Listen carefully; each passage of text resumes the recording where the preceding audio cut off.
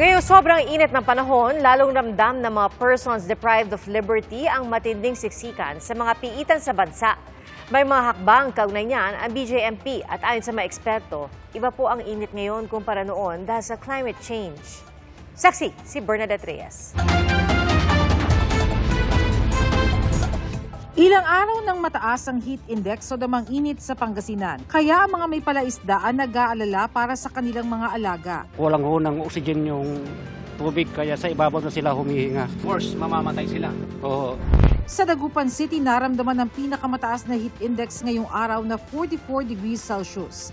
Nagtala rin ng mapanganib o danger level na damang init ang Virac, Catanduanes at Tacloban City. Mas ramdam ang init ng panahon sa Iloilo City District Jail, lalo't mahigit 200 lang ang capacity nito pero mahigit 1,000 ang mga PDL sa loob. Medyo gutok na gimanda kami subong sa sulod. Takilid na lang ganyan tulog ang iban. Tiki wala ka man yapon choice mo. Ni kumbaga maskin ano ka ginot tuyog.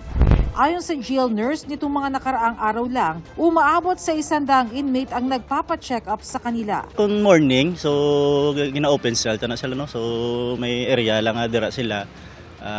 At least pwede sa kagwa-guwa no kay kainit gito sulod ang amount activity area nga supposed to be sa mga dalaw dubla tanan nga activity sa jail nga pag morning dira ginakandak ginapatulugan na namon temporary. Sinasalamin nito ang sitwasyon sa iba't ibang malalaking bilangguan sa bansa. Ayon sa Bureau of Corrections, 248% ang congestion rate sa mga sakop nilang kulungan. Kaya bukod daw sa infrastructure project ayon sa BJMP, nagpapatupad na sila ng mga hakbang para masiguro ang kaligtasan ng mga PDL. Kabilang dito ang 24/7 na naka-standby na jail nurse, paglalagay ng mga exhaust fan at ventilator shaft at pagtitiyak na may sapat na supply ng gamot at malinis na tubig. Marami pa ring paaralan sa bansa ang nagpapatupad ng asynchronous classes ngayong araw gaya sa Maynila. Sa Iloilo City, inirekomenda na kapag naitala ang 42 degrees Celsius na heat index, otomatikong kansilado ang in-person classes. Mas frequent na yung pagtaas nito and tumataas po yung likelihood ng pagkakaroon ng heat cramps or heat exhaustion, lalong-lalo na po sa mga bata or sa mga may edad na. Hindi pa opisyal na tag-init pero kanya-kanyang diskarte ng paglaban sa init ang mga Pinoy.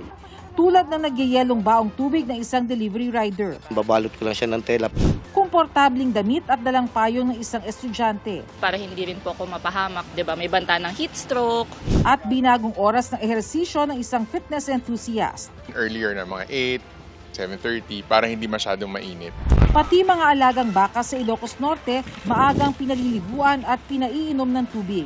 Ayon sa UP Institute of Environmental Science and Meteorology, iba na ang init ngayon kumpara noon dahil sa climate change. Ito yung pagbabago ng klima dahil sa mga pag-release natin ng greenhouse gases. So kung i-compare natin siguro nung kabataan pa ng mga magulang natin compared sa ngayon, mas mainit na talaga siya in general.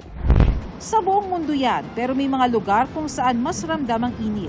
Sa Metro Manila, mas madami din yung urban spaces. So, semento, essentially. So, nag-absorb siya ng init. No? And then, later on, during the day, nag-release din siya ng init.